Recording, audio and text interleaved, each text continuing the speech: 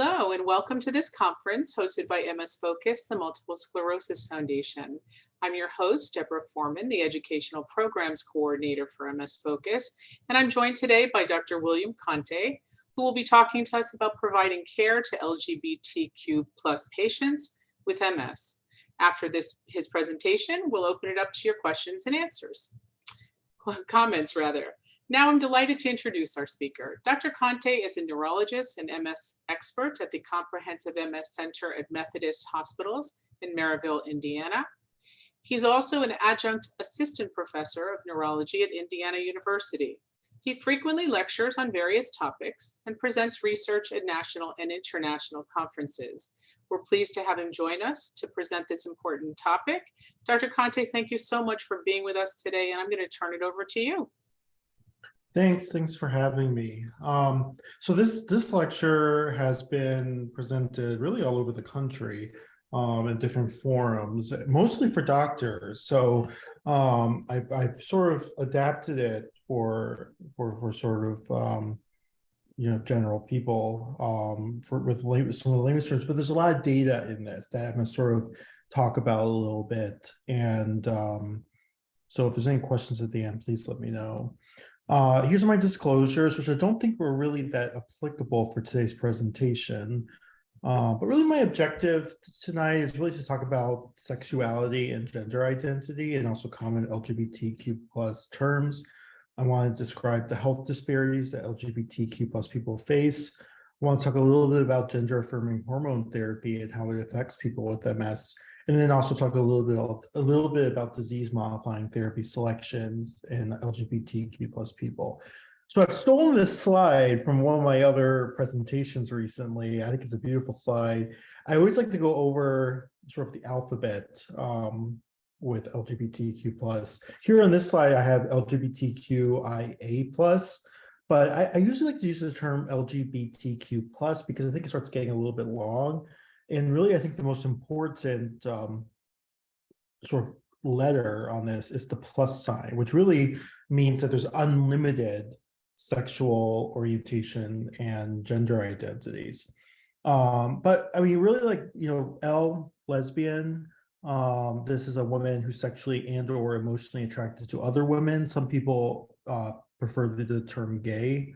And then gay is predominantly used for men who are sexually or emotionally attracted to men, but could be used really for anyone who's attracted to the same gender. Bisexual is someone who's sexually or emotionally attracted to both sort of sexes or more than one gender identity. Now trans, so these first three the LG and B, these are sexuality, right? So there's a difference between sexuality and gender identity. So now we delve a little bit into gender identity, which is transgender, which is really someone whose gender identity or expression differs from what is expected based on the sex assigned at birth, right? Some transgender people prefer male or female based on how they've transitioned, but I'm gonna talk a little bit more about this in future slides. The Q means queer questioning. So queer is just a broad term for anybody who is not heterosexual or cisgender. Traditionally, it's been used. Someone criticized me once at a presentation for using the word queer because it's had negative connotation in the past. But however, I think the queer community has reclaimed that term, and it's we use it as sort of a blanket term for the community. And then questioning is just someone who's questioning their sexual orientation or their gender identity. And so we include those people into this category. The I and the A, so I is intersex, which is really someone who's like has biological traits that don't really fit between the male or female role or the definitions of that. Those terms. A is asexual, aromantic, or agender. So these are more less common things that you'll see. They're kind of self-explanatory. What we also sometimes use for the A is ally, which I think is really important to include. So ally is like a cisgender or heterosexual person who considers himself a friend of the community and therefore will defend the community against, whatever. And like I said, the plus sign is really that there's unlimited sexual orientations and gender identities. Okay, so I'll talk a little bit about the prevalence. So these are just more statistical prevalence figures. So in July of 2020, the Williams Institute conducted a study. They found about 4.5% of the US population identify as LGBT. So it's about 11 million people, and then transgender was about 0.58% of the US population, which is over 1 million people. But interestingly, there's this Gallup poll in 2022 that was done. It was published earlier this year. And this is looking at Americans who self-identify as LGBTQ plus in 2022. And this is percentage by generation. So you see here the silent generation, which is before 1946, baby boomers, which they define as 46 to 64, Gen X, which is 65 to 80, millennials was 81 to 96, and then Gen Z is 97 to 2004. Now, what's interesting you'll see here is that you may say, like, well, wait a second, the rates are going up who are self-identified as queer. Now, what's interesting about this, there's a couple of interpretations to this. One is that the Gen Z category, you'll notice there's an asterisk here. So this is only for 18 plus years of age, first of all. And what's also interesting about this is that this poll included people who are questioning, right? So the previous statistic was LGBT, didn't include the Q. So this didn't include questioning people. This one does. So, we see, the youth of this age group, a lot of them were actually like questioning their sexuality or gender identity at the time, and therefore they answered yes to the question. But another thing I think is interesting about this, we see millennials and Gen Z really, really high. I think these three generations, there's a lot of shame involved in being, in the queer community. A lot of, people had a lot of discrimination back then. I mean, still to this day, there's discrimination. But back then, people really suppressed their sexuality and gender identity in this age group. So you just don't see as much higher rates as you do with millennials and Gen Z. In this day and age, there's a lot more acceptance of being queer, although, sometimes, lately in the past year or two, there's been a lot of, sort of policies in place in certain states in the US, especially targeted towards trans people. So it's a little more complicated equation. So I think this is an interesting slide to show the current statistics.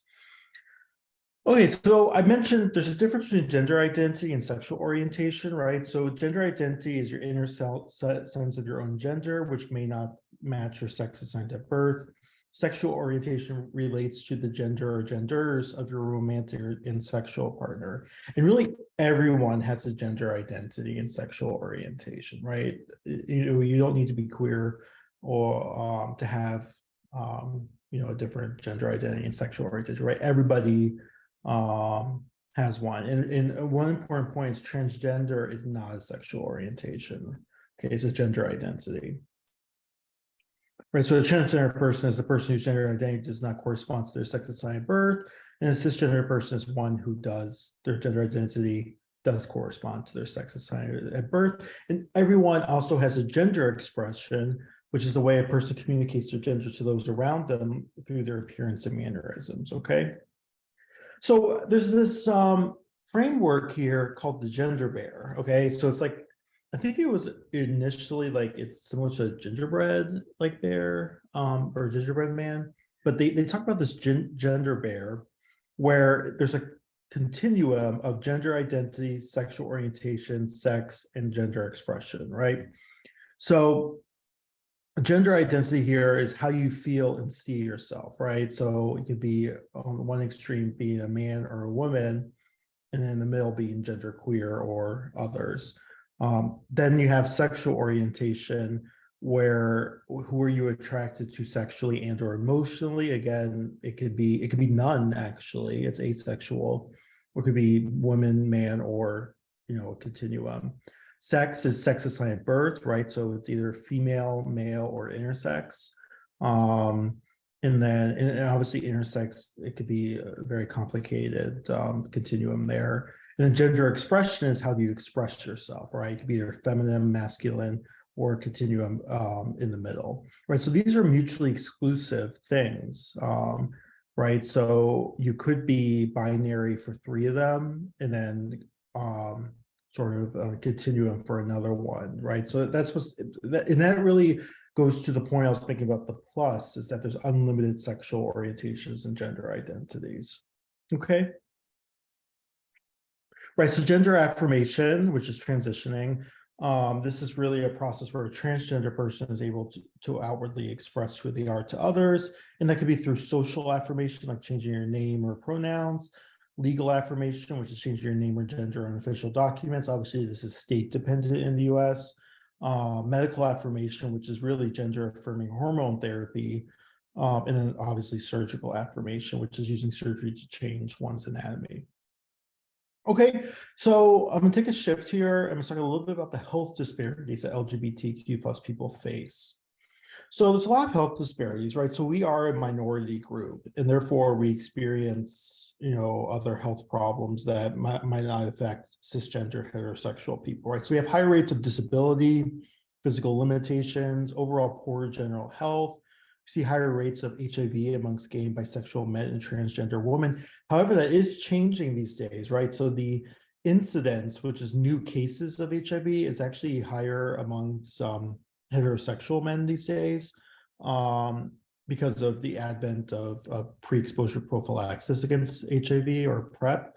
However, the prevalence, which is the current cases, is still high amongst gay, bisexual men and also transgender women. We see higher rates of overweight and obesity in lesbian and bisexual women, higher rates of cancer, which is overall, higher rates of cardiovascular disease, and overall higher healthcare utilization, which is sort of a marker of general health. Right, so there's a couple of causes I have about theories about the causes. So the 2 theories I usually talk about are adverse childhood experiences, which unfortunately LGBTQ plus people have high rates compared to non LGBTQ plus people, and also exposure to anti-LGBTQ plus discrimination, which directly leads to adverse health outcomes. So let me talk about these 2 quickly. So the ACE study was the study that was done at Kaiser Permanente back in the 90s. Basically, they asked their adult patients, they gave surveys asking questions about their childhood experiences, and then they correlated them to their current health status. And then average childhood experiences, they could be either direct sort of problems like abuse and neglect, or they could be indirect through the living environments. So what they found was that childhood trauma was very common. 2/3 of the patients in the study had an ACE score of at least 1, and 87% of those had more than 1, leading to the idea that people usually experience more than one type of trauma. They found a direct link between childhood trauma and adult onset of chronic disease, as well as mental health problems. Right, so more types of trauma, aka a higher ACE score, increase the risk of health, social, and emotional problems. Okay, so they've looked at this with MS patients, right? So MS patients in this one study, they found that the higher the ACE score was, they found poor health-related quality of life measures and increased emotional distress in patients with MS at the time of diagnosis and at the 1-year follow-up. They also found increased anxiety at 1-year follow-up. So this has been studied with MS patients. But back to LGBTQ plus people. So like I said earlier, they found high rates of ACE scores really for across the board for LGBT people. So gay and lesbian people had on average 2.19 average childhood experiences. Bisexual people were even higher at 3.14. And here's a comparison to other groups: straight, white, Black, and Hispanic people, right? So really much higher than the non-queer people. So I think it's really interesting stuff. Like I said, this does lead to poor health outcomes. And then my other theory is looking at minority stress theory, right? There's been many hundred studies that have looked at LGBTQ plus discrimination leading to adverse health outcomes. And this could be interpersonal discrimination like bullying or structural discrimination like laws or policy. What's interesting about this theory, minority stress theory, is that it's linked to health harms, even for those who are not directly exposed, right? So even if you're not totally just you're not even if you're in an environment where there's not discrimination, just hearing about discrimination of another person or hearing a news article about something can lead to harms, right? And that causes internalized stigma, low self-esteem, expectations of rejection, and fear of discrimination. Okay, and this has been studied in other minority groups. This is not unique to the queer community. Interestingly, intersecting identities like gender, race, or socioeconomic actually exacerbates the harm. So, for example, a poor Black transgender woman, I mean, that's multiple minority groups, and that's a very concerning group of people that we really worry about for health outcomes. And what's protective against this? So there's also social support theory, which is really protective against minority stress theory. So this is really peer, community, familial support. Also, this is what I talk about with my doctor colleagues when I do this lecture, is that affirming healthcare and social support services and inclusive healthcare practices also protects against minority stress. So it's a really important thing because some of the doctors are like, well, I don't do gender affirmation, right? So why do I need to worry about this? Well, a lot of queer people, especially transgender people, they actually delay access to healthcare due to fear of one, like disclosing that they're transgender to the doctor, because then there's a fear of rejection. And so they actually will delay if they're sick, they will delay going into the hospital or going to the doctor due to that. And so having an affirming practice for doctors is really important to help that trust. So that's why I talk about with the other doctors about this. Okay, so let's talk about MS again. So there's not many studies on LGBTQ plus patients with MS, like really not much at all. So I'm gonna highlight them all here. So queer patients were more likely to change MS centers, right? So this OR, that's the odds ratio. So 2 meaning that they were twice as more likely to change MS centers in this study. Interestingly, LGBTQ plus MS patients had lower involvement in general LGBTQ plus activities due to their MS status. And some other studies have shown the opposite, that queer people were less likely to go to MS support groups because they didn't feel part of a community. So basically they withdraw from both LGBTQ plus activities and MS activities when they're diagnosed. Now, NARCOMS is I don't remember the acronym, what it stands for. It's this big registry run through the Cleveland Clinic looking at MS patients. It's self-administered, so patients do their own, like they fill out their own surveys, and then the Cleveland Clinic collects the data. They found about 0.5% of patients in NARCOMS were transgendered, and then 4.6% were non-heterosexual, which is similar to the prevalence slide I had earlier. They did find that there was similar healthcare utilization between the queer patients and heterosexual patients. I have some theories on why that is. I actually think this goes to prove my point that LGBTQ plus people, although they earlier I said that they use healthcare more, I think they delay their care more. Trans people had less comfort discussing sexual health, and bisexual people had the lowest satisfaction with their care. Okay, so I'm going to transition again and talk a little bit about gender affirming hormone therapy in people with MS. Okay, so gender affirming hormone therapy, there's 2 types, and it's highly customizable to the individual, right? So there's feminizing hormone replacement therapy and masculizing hormone replacement therapy. Feminizing gender affirming hormone therapy is really development of female secondary sex characteristics. We use estrogen and progestins for that. And then you have to give a second medicine potentially for suppression of male secondary sex characteristics, and that's with anti-androgens like spironolactone and finasteride.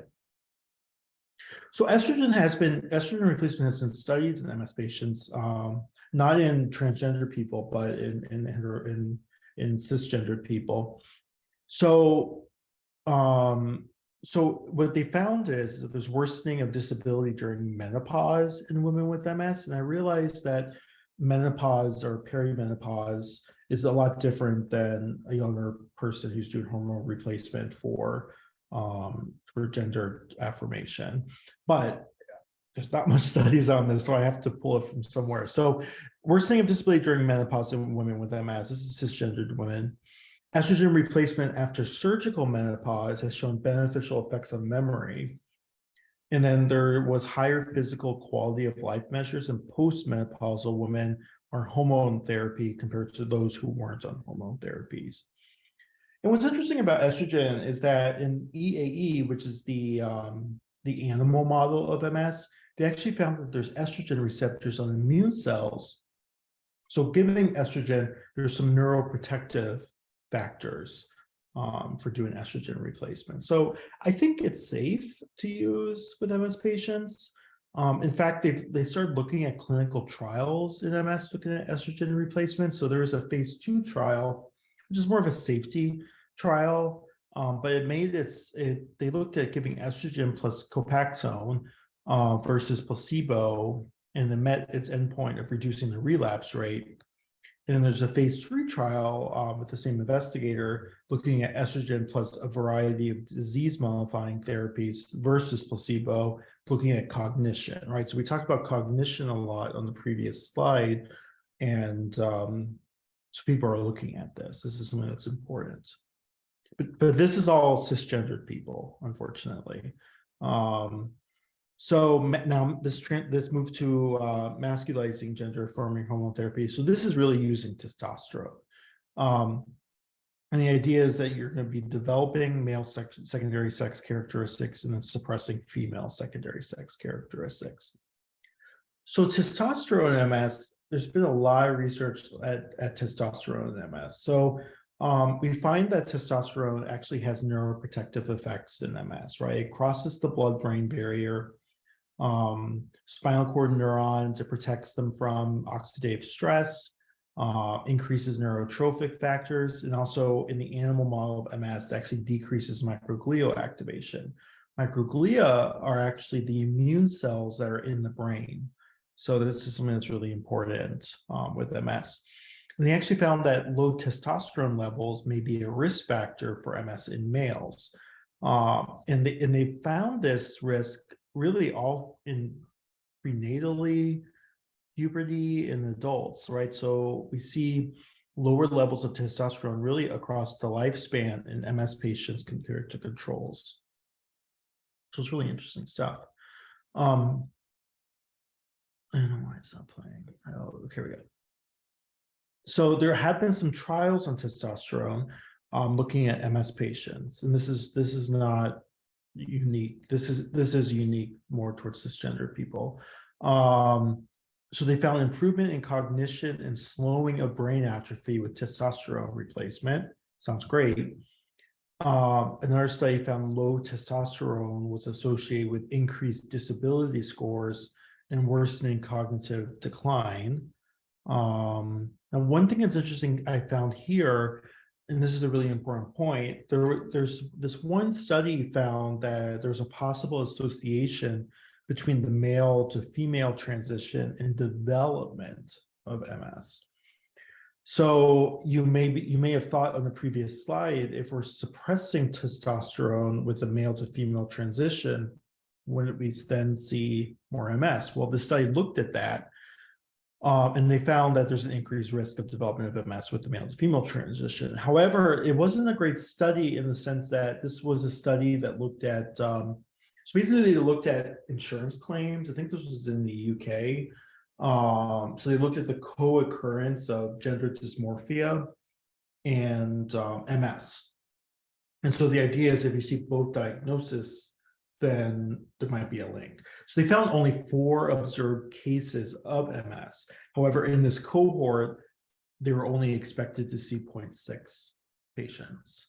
And this is mean, so that's why it's a decimal point.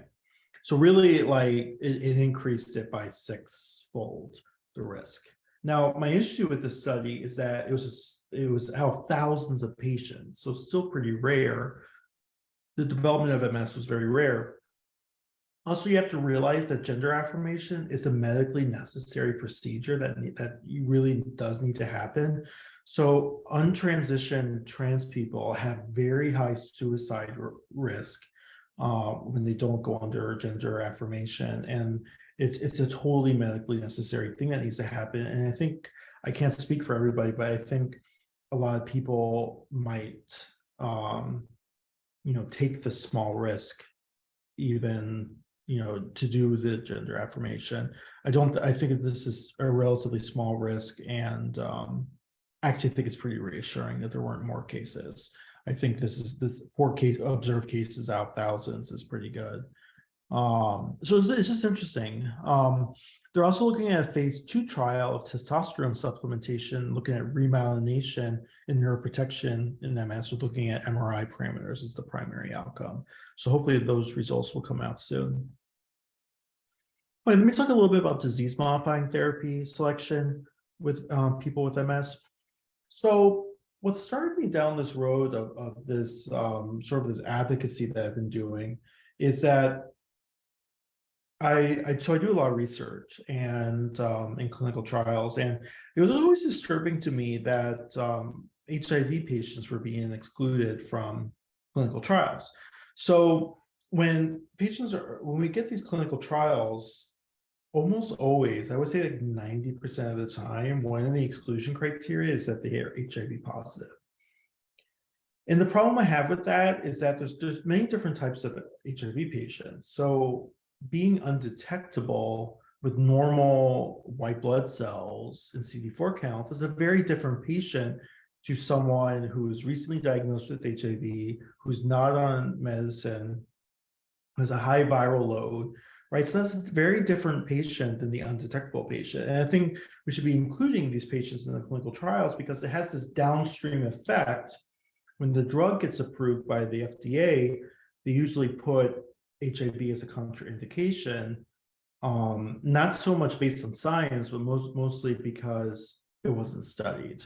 And so there's this perception among some neurologists that, well, we should treat HIV positive patients who have MS differently than those who don't. I think we still should be offering best-in-class therapy to them within reason. Obviously, we have to make sure the HIV is under control. And so I think it just does a detriment. Another problem I have with this is that we're not collecting data on like gender minorities. So in the clinical trials, when we put a new patient in, it literally just says sex, male, female. And there's no option for gender identity at all. And so I think the gender identity is really important to collect the information on. Because these patients want to be included in the trials, but I think there's sort of barriers to the research. But let me mention what the labels say for a couple of disease-modifying therapies. So oral cladribine, which goes by the brand name Mavenclad, this actually literally says contraindicated for use with patients who are HIV positive. Now, there's a warning. I think the issue is that there's a warning about simultaneous use with antiviral and antiretroviral drugs. The reason for that is that the antiviral drugs, they interfere with the activation of oral cladribine. So you have to pause the medicine if you're giving Mavenclad. But the thing is, like, you only take Mavenclad for really a 2-month period during the year. So you probably still can use it. But the labeling prevents that use. And again, I think these undetectable patients, we still should be offering best-in-class therapy. Now, Lemtrada or alemtuzumab says the same thing, but I agree with them on this one because it actually does lower the CD4 count. And then the B-cell depleters, ocrelizumab, which is called Ocrevus, ofatumumab, which goes by Kesimpta, and now ublituximab, which goes under Briumvi, they all have a warning for use in patients with an active infection, whatever that means, right? So, there's a lot of interpretation for what active infection means. I mean, HIV is an active infection, but, one could argue that chronically, especially the undetectable patients, perhaps, it might not be active anymore. And then, like I said, most clinical trials exclude patients who are HIV positive, and therefore it has this downstream effect. And then when you ask the companies, what's the data on HIV with these patients, they can't tell you because they didn't include them in the trial. So anyway, so I want to start opening up to questions. So in summary, though, I talked about how LGBTQ plus people are at higher risk for certain health conditions due to health disparities. And we talked about 2 reasons for that. I think gender affirming hormone therapy does have benefits for people with MS, although there is a possible link for development of MS in males undergoing gender affirming hormone therapy, but more research does need to be done. And certain disease modifying therapies should be used in conjunction with people who are HIV positive. However, clinical trials must aim to improve inclusivity for these patients. Okay. Hey, thank you, Dr. Conte. That was really very interesting. Thank you. Okay, so let's see. We are ready for questions. If you have a question or comment, you can ask it using the Q&A button in the app, which also allows you to send your question anonymously if you choose. Or you can ask your question live by raising your hand. To do so, click the raise hand button or press *9 if you are on the phone. And I can call on you, at which time you'll just unmute to ask your question. So now let's see. Let's see. We have any, I did have a question that was sent in from Facebook in advance, one of our Facebook groups, but I believe I think you answered all of it. I mean, I can tell you again, and you can tell me. Yeah, maybe I can reiterate. This person might very well be listening, and if it wasn't exactly what he thought it was going to be, but they said, I identify as male and have been on testosterone for several years. Recently, I was diagnosed with MS. I have heard that men tend to have a more aggressive form of the disease. Do I need to stop hormone therapy in order to minimize damage from the MS? So. Well, I think what I said earlier applies to this, is that low testosterone is more of the issue rather than sort of high testosterone, right? And so, I think, there's still research to be done to think about, does it have a disease modifying effect? But certainly it's going to help with some of the symptoms. And, but that once I kind of, let me just move to it, because there's some good information that low testosterone levels really throughout the lifespan has been shown to have, being a risk factor for men, right? Prenatally, we find lower ratios of the 2D to 4D ratio in men. Obviously, later on in life with MS compared to controls, puberty, obesity in males increases the risk of MS, right? There's higher conversion of androgens to estrogens with obesity. In adults, there's lower levels of testosterone in males with MS. So interesting stuff, I think. Yeah. So we have a question from Casey. I'm curious if you have any thoughts on why bisexual people had the lowest satisfaction with their healthcare. You mentioned it in the NARCOM slide. Yeah, I was surprised to see that. Now, I was expecting to see different groups.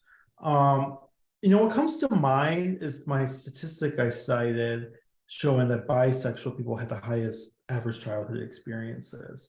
And so I think that's an interesting correlation between the two, in the sense that, maybe bisexual people, for whatever reason, I mean, I don't know why they had higher average childhood experiences in that study, but, maybe there's more trauma in the background that therefore, maybe, they weren't being provided affirming care.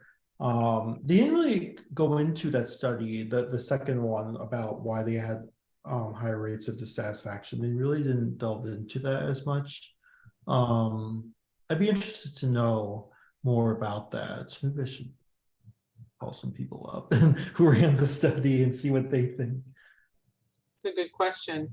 Also, do you have any questions on, or suggestions rather, on how to find doctors who are supportive and helpful for LGBT plus people with MS? Yeah, it's really hard because there's not like a directory. I mean, there are directories for people who provide affirming healthcare, but it's kind of jumbled. So I think the Gay and Lesbian Medical Association, they have a little bit of a directory, but I think people have to pay for it, is my understanding, to be in it. So that's sort of a little bit of a bias. I think that's the directory is mostly tailored towards like primary care people and healthcare professionals who actually do gender affirmation. I'm working with this student right now who's trying to create a directory that's a little more vetted, where it's supposed to be all specialties. So hopefully that comes about. And then WPATH. So WPATH is, I don't know what the acronym stands for, but that's mostly a trans healthcare organization. I think they have a directive. Again, that's more focused towards healthcare professionals who are actually doing gender affirmation. It's tough. I mean, I think, I think, so I'm a gay man, and I think you quickly get a vibe sometimes. Unfortunately, it's just awful when you get bad vibe, and it's just like, oh, murmur. And I'm lucky I live up in Illinois, so we have a lot of affirming healthcare professionals in here. Obviously, it's state dependent. I'd like to think my fellow colleagues are always affirming, but I don't know. Obviously, people have their own implicit biases. Hopefully, there's not explicit biases that people experience. It's hard. I think it's word of mouth. This is why in my doctor lecture, my advocacy I always talk about, you want to set up a environment that's affirming for queer people, like put flags up, put the pronouns after your name. So I tell other healthcare professionals that's a good way of showing a safe environment. And I have strategies that I teach that help with that, but you only can do it to the willing audience, right? So I can't change everybody. And I think it's there's not a way to anticipate it that easily. But you will see a vibe, and maybe that's not the best way of finding out, unfortunately. Thank you. And Lacey, I'm going to read to you what Lacey said, but I think this was thank you so much for telling us this, because if anybody in Seattle is going to be looking at this even afterwards, they're going to benefit by that. So Lacey says, in Seattle, the Swedish Medical Center is very gay friendly and the MS doctors are very supportive. So Good. nice to know. Yeah, I know them there, so they're good people there. Yeah, and then one thing I didn't touch on, support groups. So I mentioned earlier, queer people are less likely, queer MS people are less likely to participate in support groups in the MS world, and also LGBTQ plus communities. So I think the MS Society has a virtual support group for LGBTQ plus people. So I just want to give a shout out for that. But there's not any like local chapters that I know of, is the thing. We actually, the Multiple Sclerosis Foundation has a new group that is specifically for this community. Wonderful. And if anybody's interested in that, Casey, or can anybody put some directions in the chat, or you can just simply respond to your reminder email, and we'll get back to you with how you can do that, how you can get on. Wonderful. I didn't know that, so thank you for having that. It's small, but it's powerful and it's growing. Mm-hmm. So that can be. I'll give you guys a shout out at my future talks. Okay, there it is. Casey just put it on there.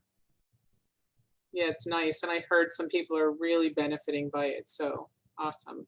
I have a question. So as a gay healthcare professional, do you get fellow doctors that contact you regarding their gay patients or their LGBTQ plus patients to get your opinion on that? Not typically. I mean, when I give lectures and stuff, I always get a ton of people that come up and ask all these questions about how to practice in this regard. But I don't think I get too many emails asking questions about what to do. And I think, there's many reasons for that. One being, it's like you don't know what you don't know. You don't know what to ask sometimes. So that's why, for example, at the beginning of this talk, I just start with the basics, just to sort of be like, oh, I never thought of it that way, right? And then that sort of prompts questions up. I mean, as a gay doctor, it's interesting. And I'm also a gay patient, right? So I experience healthcare as a patient, and then I, sort of provide healthcare as a doctor. And it's always interesting to sort of see that dynamic. And I usually disclose that I'm gay to patients, and more so to say, that's the way I make it a safe environment. And it's interesting as a patient. I think it's totally pertinent to disclose that as a patient to your healthcare professional, because especially for MS patients, right? I mean, this is a long-term disease, and it really, the connection with your healthcare professional is super important. And I think it's important to know everything about each other. I think maybe not everything, but I think this is a really pertinent thing. Mm-hmm. Good. So Lacey also said that the National MS Society also has a LGBTQ with MS support group. Mm-hmm. So they have a lot of resources. We had a question in the Facebook group. Let's see. I was typing it out, but I could just ask it. You can. There was a person who was transitioning to female who said, since men tend to have more aggressive forms of MS and tend to have more lesions in the spine, is it possible that transitioning to female would cause you to be less likely to have lesions in the spine and more in the brain? It's a very good question.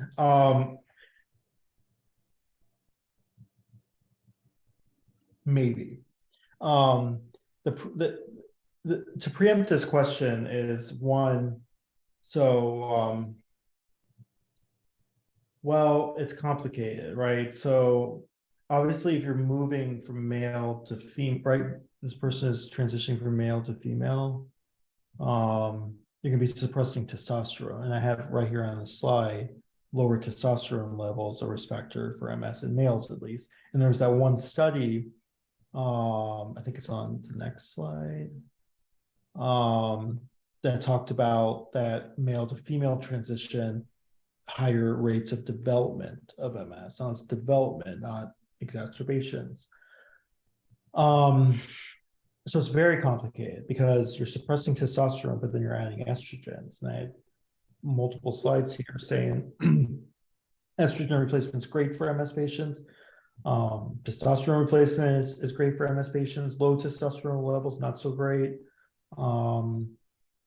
Very complicated dynamic that I don't even think we could really study that well. It'd be more individual based. It also preempts the question, it is, and I don't know how to put this into words very well, but what is the biologic basis of more lesions in the spine with men, more aggressive MS in most men? What is causing that? And we just don't know. So it's a very complicated question. It's a very good question, actually. Okay. Do we have any more questions? Anybody has any? This is your opportunity to ask. Let's see if anything else comes in. Is there anything, Doctor, that we may have missed as far as a question that you'd want to bring up? No, I think I highlighted a couple of things that came to mind during this. I mean, like, it's just like anything, we're all people, we're all humans. And I think, what I'm not arguing against is like, I think we have, queer people, we have special needs in the sense of we face discrimination, we face minority stress. And it's not like we're asking for special treatment, we're just sort of asking for equality. And unfortunately, we've been brought down, so we just want to be brought back up to sort of equal measures. And this day and sort of the news is very bleak with certain communities and certain areas of the U.S. at least, and it's just scary times a little bit. But I think overall, I mean, people are pretty accepting these days, and I think one thing I always encourage some of the companies to do is really increase the inclusivity in the clinical trial development programs. I think we need to do more research in this group because then we can address the disparities. Of course. Is there a possibility of research on the effects of transitioning on trans people with MS, or is the group too small, a minority? Yeah, I would love to do a study on that, and all I have to say is stay tuned.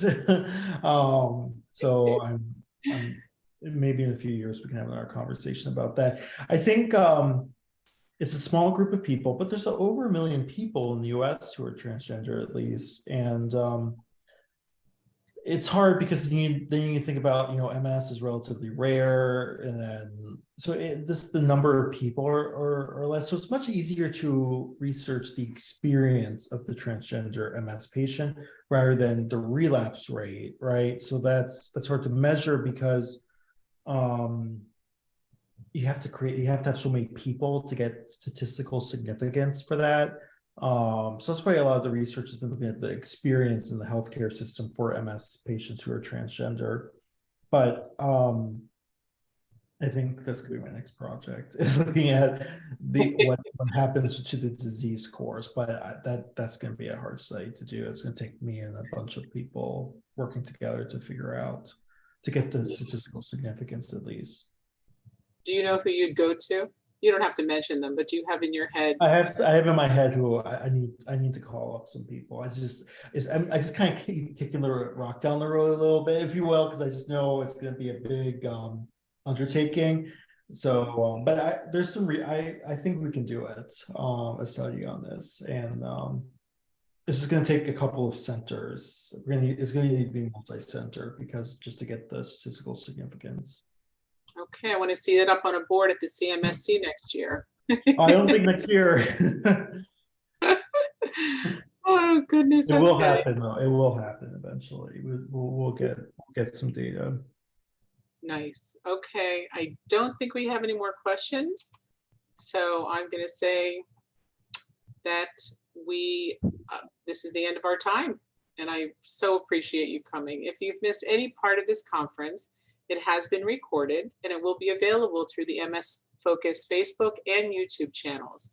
Reply to your registration email for information on how to access recordings or sign up for our newsletter to learn about upcoming events. Our next teleconference is going to be this coming Tuesday, June 13th at 4:30 p.m. I know that many of you look forward to our monthly Ask the MS Expert, and this time it's going to be with Dr. Ben Thrower, who will be answering all of your questions. As you leave the conference today, a survey will appear on your screen.